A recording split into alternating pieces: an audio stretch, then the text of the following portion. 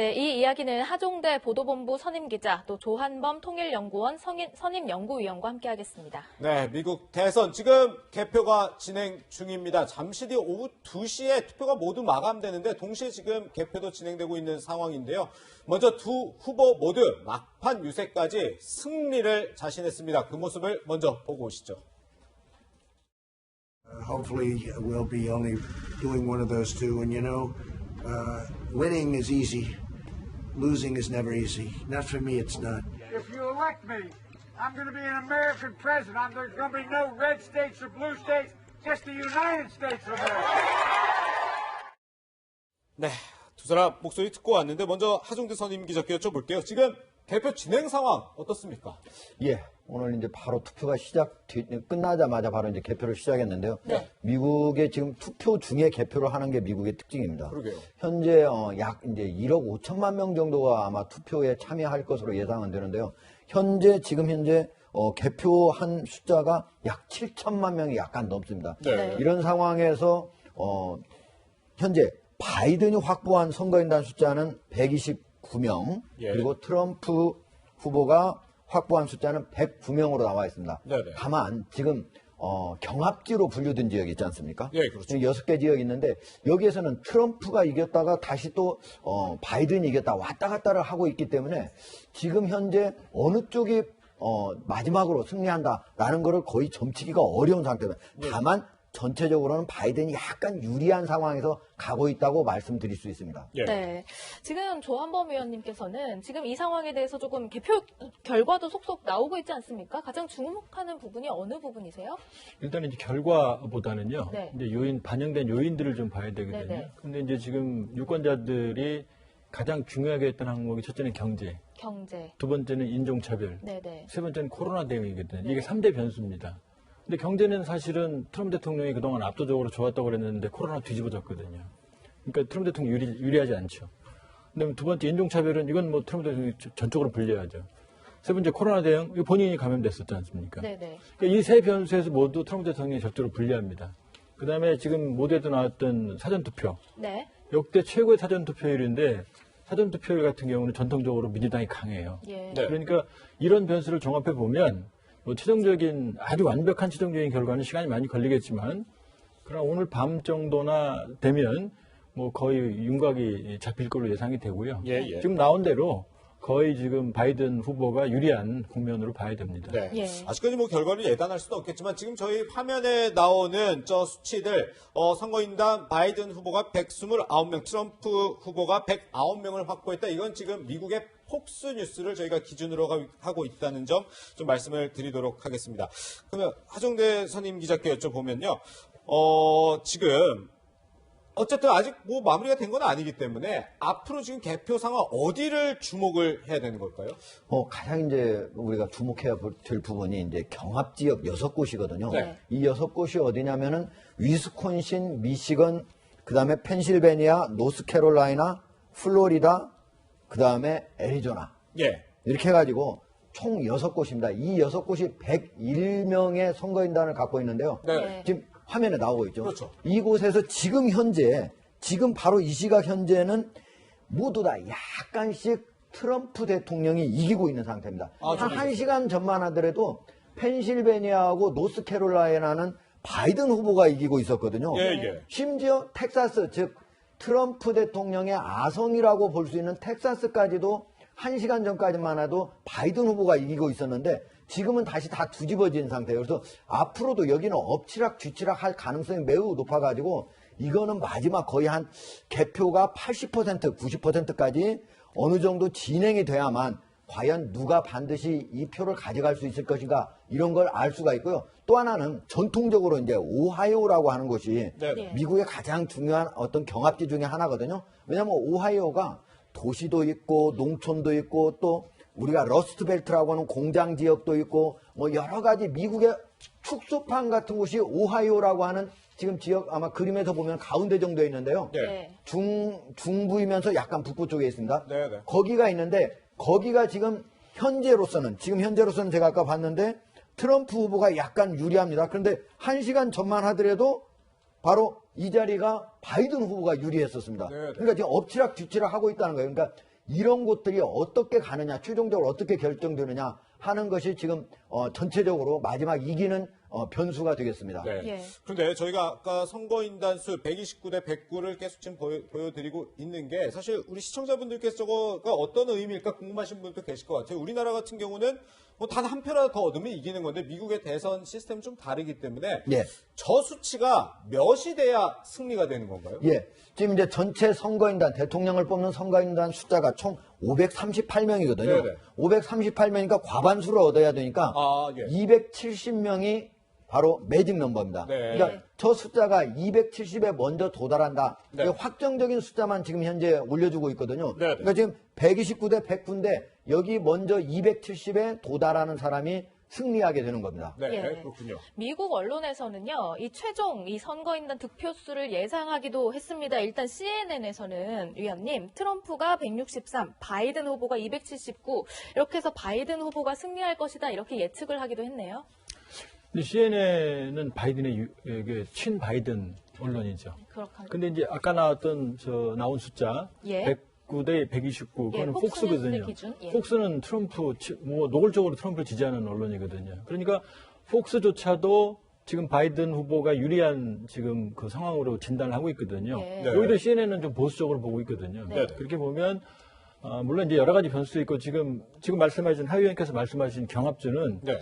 지난번에 사실은 트럼프가 모두 가져간 지역이에요. 아, 그랬어요. 그러니까 여기서 몇 개만 뺏겨도 트럼프한테는 치명상이 예. 되죠. 그 다음에 예를 들면은 LA 같은 경우, 캘리포니아 같은 경우는 538개 중에 55개나 선거구가 있거든요. 네. 선거인단이 있거든요. 그러니까 이제 이런 불합리한 그 선거제도가 탄생한 이유는 뭐냐면 미국은 쉬운 한 개의 나라가 모인 거라고 보면 됩니다. 네. 이민 국가들이. 그러니까 각자 주가 각자 대통령을 서로 뽑는 시스템이에요. 네. 그러니까 표를 아무리 많이 받아도 미세한 차이로 만일에 지게 되면은 매우 불합리한 제도 같지만 사실은 당선이 되는 거죠. 네. 그러니까 이건 저 불합리한 제도는 사실은 미국 국가 건설에 그 기초하고 관계가 있습니다. 네. 예.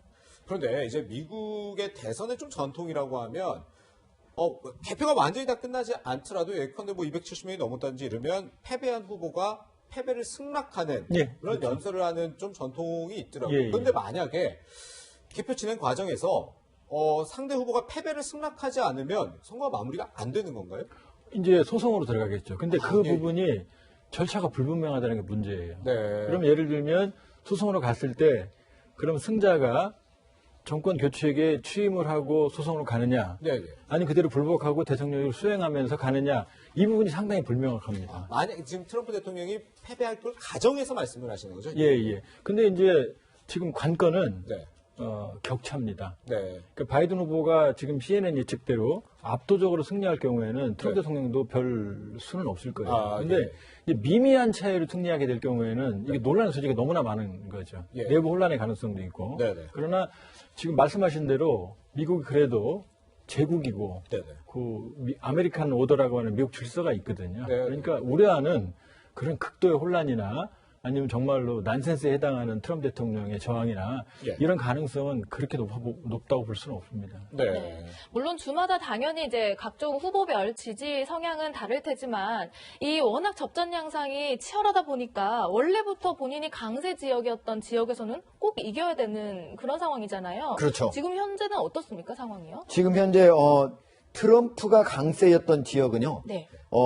가장 대표적인 곳이 또 이제 텍사스라고 하는 곳이었는데 네. 그동안 여론조사에서 트럼프 대통령이 약 1, 2%뿐이 못 이겼어요. 예. 그래서 이 지역이 원래는 강세 지역이었음에도 불구하고 이번에는 경합 지역으로 분류된 지역입니다. 예. 게다가 개표 초반에 오히려 바이든이 이기는 걸로 나타나자 전문가들이 이 바이든이 쉽게 이기는 거 아니냐 이렇게 했는데 지금 다시 이제 트럼프가 이기는 걸로 다시 바뀌었거든요. 네. 현재 개표율은 매우 낮은 상태입니다. 그렇기 네. 때문에 지금 현재 초반의 개표 내용만 가지고 어디가 이겼다 이렇게 얘기는 할 수 없지만 어쨌든 트럼프는 전체 자기의 원래 강세 지역에서도 지금 상당히 여론조사상으로 뒤집어지거나 네. 아니면은 아주 약간 우세한 지역으로 나타난 지역이 있었는데 지금 현재 상황에서는 트럼프가 원래 처음에 좀 상당히 어려웠다가 지금 선전을 하고 있는 상황으로 지금 초반 개표 상황에서는 지금 바뀐 상태라고 말씀드릴 수 있습니다. 네. 네, 그렇군요. 그런데 뭐 언론 보도를 보면 뭐 트럼프 대통령 같은 경우는 뭐 조기에 승리 선언을 할 수 있다 이런 얘기도 나오고 있고, 바이든 후보 같은 경우는 뭐 오늘 밤에라도 대국민 담화를 통해서 뭐 승리를 선언한 다음에 정권 이양을 받겠다 뭐 이런 얘기가 나오던데 지금 상황이 어떤 거예요? 지금 현재 만약에 두 사람의 표 확보 숫자가 크게 난다면은 네. 어느 한쪽이라도 빨리 아마 대선의 승리를 미리 선언을 할 것 같습니다. 왜냐하면 네. 지금 비슷하고 길게 갈 경우에 폭동이 일어나거나 아니면 여러 가지 불상사가 일어날 가능성이 높다고 해서 아, 예, 예. 지금 미국 정부도 우려하고 또 시민들도 우려하니까 상점에서는 총도 사고 예. 그다음에 뭐 막기도 하고 뭐 거기다가 나무로 벽을 만들기도 하고 그랬지 않습니까? 그렇기 때문에 아마 두 후보 모두 만약에 표차가 크게 난다 그러면 바로 이제 승리를 선언을 할 것 같은데 네. 만약에 그게 계속적으로 되지 않고 오늘 저녁까지도 보통은 이제 한 우리 시간으로 오후 2시 네. 그러니까 미국 시간으로는 한 자정경이면은 네. 대략 어느 정도 윤곽이 나오거든요. 그래서 예. 승리를 선언할 수 있는 그 상황이 되는데 지금 현재 이렇게 양쪽에 한 13곳이 현재 지금 접전 지역입니다. 예. 13곳이 근데 엎치락 뒤치락 하면서 아주 누가 왔다 갔다 하는 상황이 계속된다. 그러면 오후 2시가 되더라도 어느 한쪽이 이기는 걸로 윤곽이 안 나올 수도 있습니다. 네. 이번 미국 대선에서요, 특히 눈에 띄는 점이 사전 투표자가 많았다는 점, 인원이 많았다는 점, 그리고 지금 투표 열기도 대단하다고 하잖아요. 이런 높은 투표에 대한 관심, 어느 후보에게 유리할까? 이게 또 궁금하거든요. 우리도 사실은 한국도 이 투표율이 높으면 예. 이 진보 성향이 유리합니다. 전통적으로. 예. 미국도 투표율이 높으면 이 진보 진영, 민주 쪽이 유리하거든요. 일반적으로. 그렇죠. 그리고 이제 지난번과 다르게 지금 일단 미국 언론들도 상당히 신중한 태도를 견지하고 있고요. 예. 지금 뉴욕타임스, CNN, 폭스 모두 바이든이 이기는 쪽으로 예측을 지금 상황 정리를 하고 있거든요. 네. 그리고 지금까지 과거와 다르게 이번 여론조사를 신뢰할 수 있는 이유는 지난번의 경우에는 많은 변수들이 누락이 됐었어요. 네. 예를 들면 고학력층이 많이 포함됐다든지 이 경우는 민주당이 유리하게 나오죠. 그 다음에 흑인 변수를 고려 안 했다든지. 근데 이런 오차들을 면밀하게 검토를 해서 이번 여론조사들은 상당히 정확도를 기한 조사이기 때문에 예. 마지막에 가서 이런 여론조사를 뒤집는 극적인 결과가 나올 가능성은 상당히 낮다고 봐야죠. 네, 그렇군요.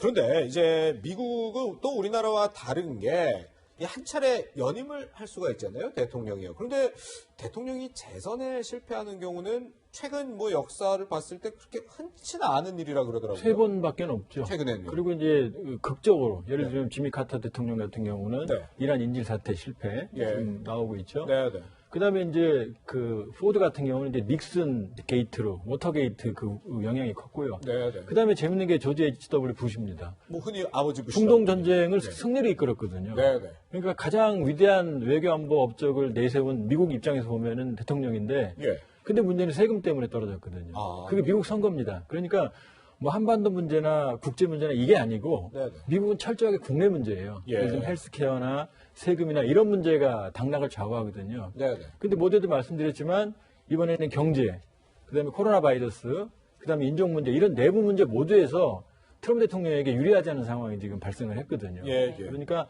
뭐 결과는 뭐 확실히 나와봐야 알겠지만 네네. 그러나 극적인 요인이 없는 한 지금까지 왔던 추세, 바이든이 우위였던 추세는 반영이 될 것 같고요. 예. 그다음에 우려했던 그런 트럼프 대통령의 극렬한 저항이나 아니면 극심한 폭력 사태나 그런 가능성도 현재로서는 사실은 그렇게 크다고 보지는 않습니다. 네.